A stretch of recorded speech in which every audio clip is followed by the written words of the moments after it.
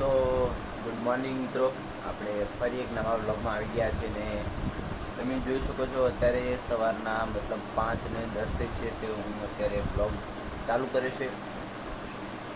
તમને ખબર તો છે કે હું જોબ કરું છું, એક કંપનીમાં નોકરી કરું છું. તો આપણે કંપનીનું જેકેટ કરી દીધું છે, બેગ તૈયાર કરી દીધું છે.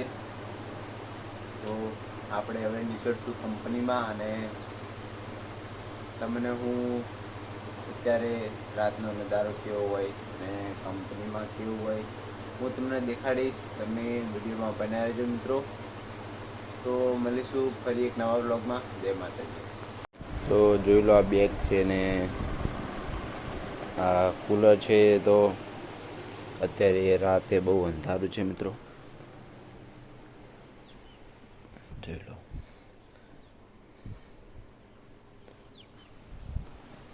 તો હું રોજ અત્યારે 5:10 કંપનીમાં જવા માટે નીકળું છું. તમે કેટલા વાગે કંપનીમાં જાઓ છો કમેન્ટ બોક્સમાં જરૂર કહેજો મને, અને અમારા વિડીયોને લાઈક કરજો અને શેર કરજો અને સબસ્ક્રાઈબ કરજો. તો મિત્રો, આપણે નીકળી ગયા છીએ કંપનીમાં જવા માટે ને કેવું અંધારું છે. અત્યારે ફોનની ફ્લેશ લાઈટ ચાલુ કરી એટલા માટે થોડો આવે છે. તો જોઈ લો, આપણે બાઇક ઉપર જવા માટે નીકળી ગયા છે. રસ્તા ઉપર અત્યારે અંધારું છે ને 5 ને બનાવવા માટે બહુ મજા આવે છે મિત્રો. આ એક ફેબ્રિકેશન છે અને મતલબ કામ અહીંયા બહુ જોરશોરથી ચાલે છે. બનાવવા માટે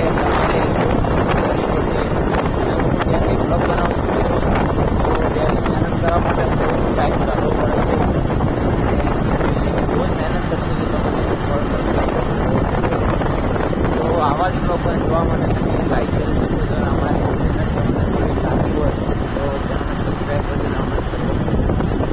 નવા બ્લોગમાં જય માતાજી મિત્રો. તો આપણે સવારે બ્લોગ બનાવ્યો હતો ને આપણે સવારે ઉઠ્યા હતા અને કપડાં પહેરીને કંપનીમાં તૈયાર થઈને કંપનીમાં ગયા હતા અને આપણો બ્લોગ અધૂરો રહી ગયો હતો ને અત્યારે હું 12 કલાક કરીને ઘરે આવી ગયો ને અત્યારે હું ખેતરમાં આવ્યો હતો. તો અત્યારે સાંજના સમયે બેઠો છું, એકદમ શાંત વાતાવરણ છે એટલા માટે પેલો જે વિડીયો બનાવ્યો હતો તે અધૂરો રહી ગયો હતો. કંપનીમાં હું 6 થી 6 કરીને આવ્યો છું. ત્યારે નાહી ધોઈને હું તૈયાર થઈને બેઠો હતો ખેતરમાં. ઘરની બાજુમાં જ ખેતર છે ત્યાં. તો વાતાવરણ થોડું ઠંડુ હતું ત્યાં. તો અત્યારે હું બેઠો હતો અને વિડીયો થોડો એડિટિંગ કરતો હતો.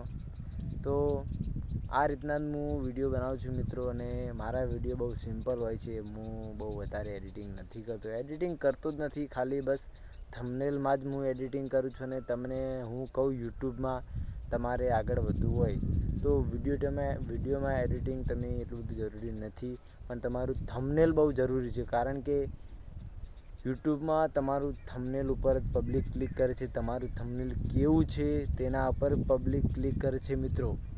તો મારું તો કહેવું એવું જ છે કે તમે થંબનેલ મસ્ત બનાવો, પબ્લિક ક્લિક કર્યા વગર રહે જ નહીં તમારા વિડીયો પર. એવું જ બનાવો થંબનેલ. હું વિડીયોમાં એડિટિંગ નથી કરતો, તમને ખબર હોય. ખાલી થંબનેલમાં જ એડિટિંગ કરું છું. અને તમે સારું ટાઇટલ લખો, સારું ડિસ્ક્રિપ્શન લખો અને ટેક્સ્ટ અંદર લખો તો તમારો વિડીયો વાયરલ થાય. તો હું પણ મહેનત કરું છું. તો દોસ્તો, તમે પણ મને સપોર્ટ કરજો. તો આ વિડીયોમાં આટલું જ છે કહેવા માગતો તો બસ.